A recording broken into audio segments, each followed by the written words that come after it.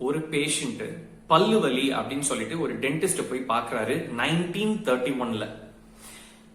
அந்த டாக்டரும் எந்த ட்ரீட்மெண்ட் பெஸ்ட் அப்படிங்கறத பார்த்து ஒரு குட்டி சர்ஜரி அந்த பேஷண்டோட மவுத்துல பண்றாரு. ஒரு வாரம் பொறுத்து அந்த பேஷண்ட் செத்து போறாரு. இந்த பேஷண்டோட ஒய்ஃப்க்கு செம்ம கோவம், போயிட்டு கோர்ட்ல ஒரு கேஸ் கொடுக்கறாங்க. நீங்க யோசிக்கலாம், என்ன கேஸ் கொடுத்திருப்பாங்க? செத்ததுக்காக அந்த டென்டிஸ்ட் மேல ஒரு கேஸ் போடுவாங்க, கரெக்டா? இல்லைங்க. அந்த காலத்துல எல்லாம் any surgery, even a small surgery பண்ணோம்னா there is a possibility of death தான், 50% possibility of death. சோ அதனால அவங்க அந்த மாதிரி அவங்க கேஸ் கொடுக்கல. என் புருஷனுக்கு நீங்க இந்த மாதிரி ஒரு ட்ரீட்மெண்ட் செய்ய போறீங்கன்னு நீங்க யோசிச்சிருந்தீங்க இல்லையா, அதை என் புருஷன் கிட்ட ஏன் நீங்க சொல்லல, ஏன் அவரோட கன்சர்ன்ட்ட வாங்கல அப்படிங்கிறது தான் அவங்களோட ஒரு வாக்குவாதம். பட் அந்த காலத்துல எல்லாம் இந்த மாதிரி பேஷண்ட் கிட்ட கேட்கணும், அப்ரூவல் வாங்கணும் அப்படிங்கிற ஒரு சிஸ்டமே கிடையாது. Doctors had the freedom to choose what is right for the patient. இது நல்லதுன்னு அவங்களுக்கு தோணுச்சுன்னா they had the freedom to do it. இப்ப இருக்கிற காலகட்டம் மாதிரி அப்ப இல்ல. இப்ப நீங்க யோசிச்சு பாருங்க, உங்க பணத்தை நீங்க இன்னொருத்தவங்க கிட்ட கொடுக்கறீங்க, பினான்சியல் அட்வைசர். அவரு உங்களுக்கு எது நல்லது அப்படின்னு அவரே டிசைட் பண்ணி அவரே இன்வெஸ்ட் பண்ணாருன்னா உங்களால அதை ஒத்துக்க முடியுமா? ஒத்துக்க முடியாது இல்ல. நீங்க தான் உங்களுக்கு எது கரெக்ட் அப்படின்னு நீங்க அனலைஸ் பண்ணணும். அவங்க உங்களுக்கு கைடன்ஸ் தான் கொடுப்பாங்க.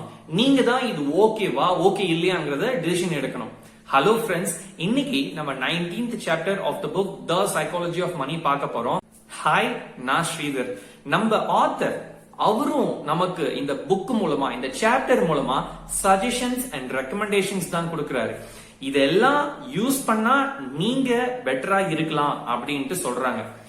ஆத்தர் அண்ட் பினான்சியல் அட்வைசர்ஸ்க்கு நாலேஜ் இல்லாமலாம் இல்ல, அவங்களுக்கும் நாலேஜ் இருக்கு. ஆனா அவங்க நம்மளுக்கு சஜஷன்ஸ் தான் கொடுப்பாங்க. அதை அண்டர்ஸ்டாண்ட் பண்ணி நம்மளுக்கு எது ஓகேங்கிற டிசிஷனை எடுக்கிறதுக்கு நம்மளுக்கு ஒரு செட் ஆஃப் ஐடியாஸ் இருக்கணும் இல்லையா? அந்த ஐடியாஸ் தான் இந்த புக்ல நம்ம பார்த்தோம். இப்ப ஆத்தர் கொடுக்கிற ரெக்கமெண்டேஷன்ஸ் அண்ட் சஜஷன்ஸ் என்ன அப்படிங்கறத பார்க்கலாமா? நம்பர் 1, எல்லாமே நல்லா நடக்கிறப்ப தயவு செய்து தன்னடக்கத்தோட இருங்க. நீங்க நினைச்ச விஷயம் நினைச்ச மாதிரி நடக்கல, நிறைய லாஸ் ஆயிடுச்சுன்னா தப்பு பண்ணிட்டமே அப்படின்னு ஃபீல் பண்றதுக்கு பதிலா ஸ்டார்ட் forgiving yourself. ஏன்னா நம்ம எல்லாருமே ஹியூமன் பீயிங்ஸ், தப்பு நடக்கும். நிறைய விஷயம் நம்ம கண்ட்ரோல்ல இல்ல, லக்குங்கிற ஒரு ஃபேக்டரும் இதுல இருக்கு. அதனால ஏதாவது தப்பு நடந்துருச்சு அப்படின்னா forgive yourself. அதே சமயத்துல நீங்க பயங்கரமா சக்சஸ், ரிச், நிறைய பணம் வந்துச்சுன்னா தன்னடக்கத்தோட அமைதியா இருங்க. நம்பர் 2, ஈகோ தேவையில்லைங்க. பக்கத்து வீட்டுல இருக்கிறவங்க ஒரு பெரிய கார் வாங்கி இருக்கிறாங்க, எதிர்த்த வீட்டுல இருக்கிறவங்க ஒரு புதுசா வீடு கட்டி இருக்கிறாங்க, அப்படிங்கிறதுக்காக எல்லாம் நம்ம வீடு வாங்கணும், கார் வாங்கணும்னு அர்த்தம் கிடையாது. ஈகோவை இதுல காட்டாதீங்க. எவ்வளவுக்கு எவ்வளவு சேவ் பண்ண முடியுமோ சேவ் பண்ணுங்க. ஈகோ உங்களோட வெல்த்தை அழிச்சிரும். தன்னடக்கத்தோட இருக்கிறது மூலமா நீங்க ஃபியூச்சர்ல வெல்த்தியா இருப்பீங்க. நம்பர் 3, இன்வெஸ்ட் பண்ணுங்க. அந்த இன்வெஸ்ட்மெண்ட் மூலமா உங்களுக்கு நிம்மதியான தூக்கம் நைட்டு வர மாதிரி பாத்துக்கோங்க. எல்லா பணத்தையும் ஒரு இடத்துல போட்டுட்டு நைட்டு நிம்மதியான தூக்கம் இல்லைன்னு வச்சுக்கோங்களேன், அப்புறம் எதுக்குங்க இந்த வாழ்க்கை? அதனால எந்த இடத்துல இன்வெஸ்ட் பண்ணா உங்களுக்கு அதை பத்தி பயம் இல்லாம தூக்கம் வருமோ அந்த இடத்துல இன்வெஸ்ட் பண்ணுங்க. நம்பர் 4, நீங்க ஒரு சூப்பரான இன்வெஸ்டரா ஆகணும்னா, ஒரு வெல்த்தியான பர்சன் ஃபியூச்சர்ல ஆகணும்னா தயவு செய்து டைம உங்களுக்கு ஃப்ரெண்டா ஆக்கிக்கோங்க. டைம உங்களுக்கு ஃபேவரபிளா வேலை செய்ய வைங்க. இப்ப இந்த வீடியோ பார்த்துட்டு இருக்கிற உங்களுக்கு 25ல இருந்து 30 வயசா இருக்கு, நீங்க இப்பதான் ஃபர்ஸ்ட் சம்பாதிக்க ஆரம்பிக்கிறீங்க அப்படின்னா தயவு செய்து இப்பவே இன்வெஸ்ட் பண்ண ஆரம்பிச்சிருங்க. ஏன்னா ஃபியூச்சர்ல நீங்க ஒரு 45-50 வயசு ஆனதுக்கு அப்புறமா நீங்க இன்வெஸ்ட் பண்ணணும்னு நினைக்கிறீங்கன்னு வச்சுக்கோங்களேன், அப்போ உங்ககிட்ட டைம் இருக்காது. அந்த டைம்ல ஸ்ட்ரெஸ்ஸா இருக்கும், நிறைய பணம் சேவ் பண்ணணும், அது ரொம்ப ரொம்ப கஷ்டமா இருக்கும். நீங்க எவ்வளவு சீக்கிரமா இன்வெஸ்ட்மெண்ட் ஆரம்பிக்கிறீங்களோ அவ்வளோக்கு அவ்வளோ கம்ஃபர்டபுளா, ரிலாக்ஸ்டா, கொஞ்சம் கொஞ்சமா பீஸ்ஃபுல்லா சேவ் பண்ணலாம். நம்பர் 4, நீங்க இன்வெஸ்ட் பண்ற எல்லாமே உங்களுக்கு ரிட்டர்ன்ஸ் கொடுக்குமா அப்படின்னு கேட்டா கிடையாது. நீங்க எடுக்கிற டெசிஷன்ஸ் 98 தப்பா இருந்தாலும் பரவாயில்ல, ஏதோ 1-2 டெசிஷன்ஸ் கரெக்டா இருந்துச்சுனாலே போதும், உங்களுக்கு வெல்த் ஆட்டோமேட்டிக்கா வந்துடும். நீங்க பண்ண வேண்டியது எல்லாமே செய்ய வேண்டியதை கன்சிஸ்டன்டா செஞ்சுக்கிட்டே இருக்கணும். நம்பர் 5, பணத்தை வச்சு டைமை வாங்குங்க. அந்த டைம்ல உங்களுக்கு என்ன பிடிச்சிருக்கோ நீங்க அதை செய்யலாம். பணம் நம்ம கிட்ட நிறைய இருக்கு, ஆனா நம்ம நினைச்ச விஷயம் ஒரு ஹைக்கிங் போகணும், சைக்கிளிங் போகணும், ஒரு படத்துக்கு போகணும் அப்படிங்கிறதுக்கு பண்றதுக்கே நம்மளுக்கு டைம் இல்லைன்னா இந்த பணத்துக்கே வேல்யூ இருக்காது. அதனால அந்த பணத்தை வச்சு டைமை சம்பாதிச்சிடலாம். அந்த டைம்ல உங்களுக்கு என்ன வேணுமோ நீங்க அதை சந்தோஷமா செய்யலாம். நம்பர் 6, உங்ககிட்ட இருக்கிற பணத்தை வச்சு ரொம்ப ஆடம்பரமா இருக்கணும்னு ஆசைப்படாதீங்க. ஆடம்பரமா இருக்கிறது மூலமா மத்தவங்க உங்களை மதிப்பாங்க அப்படின்னு நினைச்சீங்கன்னா அப்படி கிடையாது. மத்தவங்க உங்களை மதிக்கணும் அப்படின்னா நீங்க அவங்க மதிக்கத்தக்க வகையில நடந்துக்கோங்க. பொறுமையா இருங்க, அன்பா இருங்க, உதவி செய்யுங்க. ஆனா பணத்தை வச்சு பெரிய காரு, பெரிய வீடு இதெல்லாம் வச்சு மத்தவங்க என்ன மதிக்கணும் அப்படிங்கிற மாதிரி தயவு செய்து எக்ஸ்பெக்ட் பண்ணாதீங்க. 7, பணத்தை சேவ் பண்ணுங்க. சேவ் பண்றதுக்கு எந்த ரீசனுமே தேவையில்லை. நம்ம வாழ்க்கையில என்ன வேணாலும், எப்ப வேணாலும், எப்படி வேணாலும் நடக்கலாம். ஆனா நடக்க வேண்டிய நேரத்துல கரெக்டா நடந்துரும். அது நல்லதா இருந்துச்சுன்னா ரொம்ப சந்தோஷம், கெட்டதா இருந்துச்சுன்னா நீங்க சேவ் பண்ணிருக்கிற பணம் உங்களை காப்பாத்தும். ஏதாவது ஒரு பர்டிகுலர் விஷயத்துக்கு நான் பணம் சேவ் பண்றேன் அப்படிங்கிறது நல்ல விஷயம் தான். ஆனா எந்த ரீசனுமே இல்லாம, ஒரு பர்டிகுலர் விஷயம் இல்லாம நான் பணம் சேவ் பண்றது ஃபியூச்சர்ல நடக்கிற அன்எக்ஸ்பெக்டட் எமர்ஜென்சிஸ்க்கு இந்த பணம் உங்களுக்கு ஒரு பேக்கப்பா இருந்து காப்பாத்தி சப்போர்ட் பண்ணும். நம்பர் 8, நீங்க சக்சஸ்ஃபுல் ஆகணும், வெல்தி ஆகணும் அப்படின்னா அதுக்கு ஒரு விலை இருக்கு. அந்த விலை என்னன்னு முதல்ல கண்டுபிடிச்சு அதை கொடுக்கறதுக்கு ரெடியா இருங்க. நம்ம இன்வெஸ்ட்மெண்ட் ஸ்டாக் மார்க்கெட்ல போடுறோம் அப்படின்னா எப்பெல்லாம் பிரைஸ் டிராப் ஆகுதோ அப்பெல்லாம் நமக்கு ஒரு டென்ஷன், ஸ்ட்ரெஸ் வரும் இல்லையா? அத ஒரு ஃபீஸா பாருங்க. அதுக்கப்புறமா அது மறுபடியும் மேல ஏறி இன்க்ரீஸ் ஆயிட்டே தான் இருக்கும் ஓவர் பீரியட் ஆஃப் டைம். நம்ம எல்லாரும் அது கீழே விழுந்த உடனே ஐயோ போயிடுச்சு பணம் அப்படின்னு அதை ஒரு ஃபைன், பணம் போன மாதிரி, லாஸ் மாதிரி பார்க்காதீங்க. அதை ஒரு இன்வெஸ்ட்மெண்ட் ஃபீஸ் மாதிரி பாருங்க. ஃபியூச்சர்ல லாங் டேர்ம்ல உங்களுக்கு அது நிறைய வெல்த் சேர்த்து கொடுக்கும்.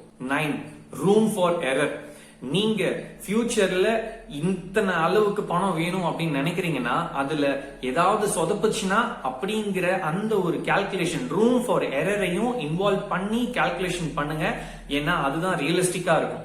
நீங்க எந்த ரூம் ஃபார் எரருமே கொடுக்காம ஒரு கால்குலேஷன் பண்ணி அது சொதப்புச்சுன்னா அதுக்கப்புறம் உங்களால அதுல இருந்து மீண்டு வர்றதுக்கே பயங்கர கஷ்டமா இருக்கும். அப்படிங்கறத புரிஞ்சுக்கிட்டு எடுக்கிற கால்குலேஷன், செய்யற கால்குலேஷன்ஸ்ல ஒரு ரூம் ஃபார் எரரை கொடுத்தீங்கன்னா that will give you some okay தப்பாயிடுச்சு பட் ஆனா நான் பேக்கப் வச்சிருக்கிறேன் அப்படிங்கிற மாதிரி ஒரு கான்பிடன்ஸ்ல நீங்க மறுபடியும் கண்டினியூ பண்ண முடியும். 10, நான் ஏற்கனவே சொல்லியிருக்கேன், நம்ம எல்லாருமே எவ்ரிடே மாறிக்கிட்டே இருக்கிறோம்.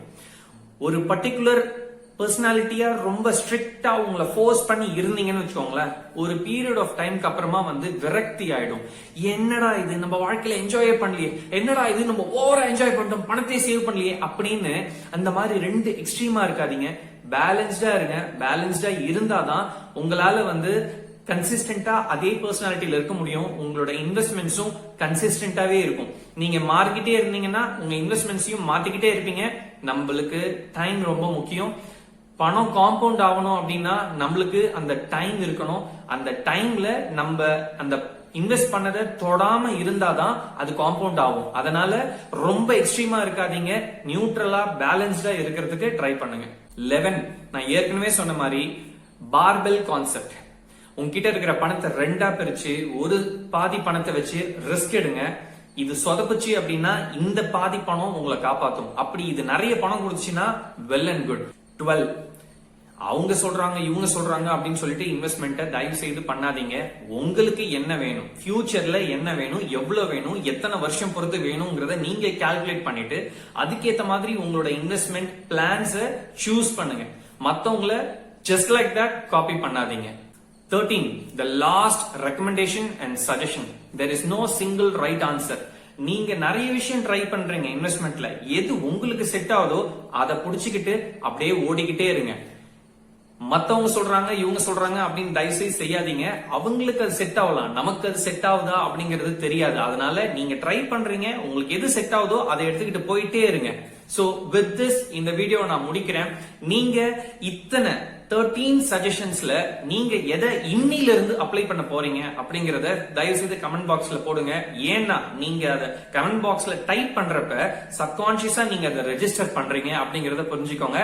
As always sharing is caring. Take care. நான் அடுத்த சாப்டர்ல என்ன இருக்கு அப்படிங்கறத படிச்சுட்டு நான் உங்களுக்கு மறுபடியும் மீட் பண்றேன். பாய்.